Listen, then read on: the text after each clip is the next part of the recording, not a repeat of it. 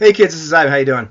I have to laugh because I swear every single one of these videos I'm making on my pet peeves or gripes or whatever you want to call them, they seem to have a follow-up video in them. And I made a follow-up video to the first one. The one I just made, I realized there's something else I'd like to say about that. And then, of course, this one I got reminded by a friend that there's another side to that video in terms of like quit your bitching. And that is, they said, well, isn't it okay to complain after the game? I was like, of course, that's a different time, and we should talk to each other. Can we talk?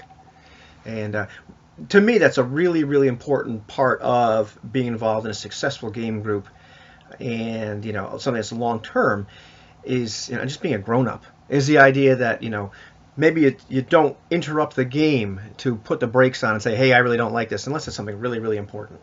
And you have to choose, well, how important is it anyway right now? Is this a real game breaker or not?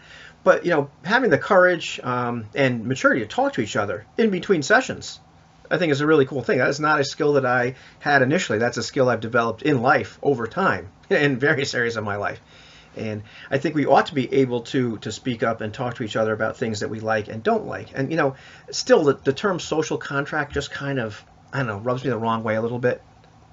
But I suppose it is, part of the evolving and growing and living and breathing social contract that we get to not only have like a session zero and talk about, what elements do we want or not want, what do we want from this game, which I've done in some groups recently, but being able to continue that dialogue as the game progresses and say, hey, I really like this, I don't like that.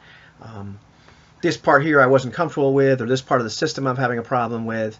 I have misgivings about this or that. Having the freedom to say, hey, I'm going to opt out, but also having the freedom to say, hey, here's some things I'm having some issues with.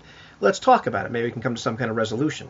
Maybe we can't, but maybe we can. And I think really part of, at least for me, a big part of the deal is, good players are hard to find in the first place. And so once you have some good people in your group, I don't think I necessarily need to compromise my beliefs or my values, or like if I really want a particular experience, I'm going to compromise that. However, I believe that it's sometimes you have to look at, well, what's more valuable, the relationship with a person and enjoying gaming with that person, or is some little nuance or detail that's really not that big of a deal.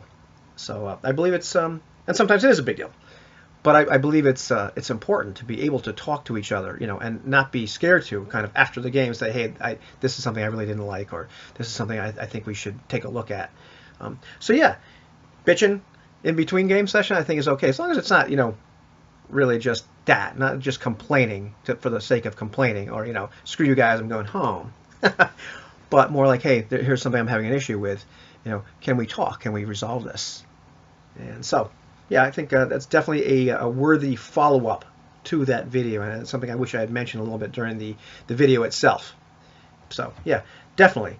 Just because I don't think it's cool to whine and complain during the game session doesn't mean that I don't think it's absolutely critical to talk, in between. Because how many times have we had players, or have we as players, not said a word and then just kind of vanished, rather than open our mouths and having a discussion?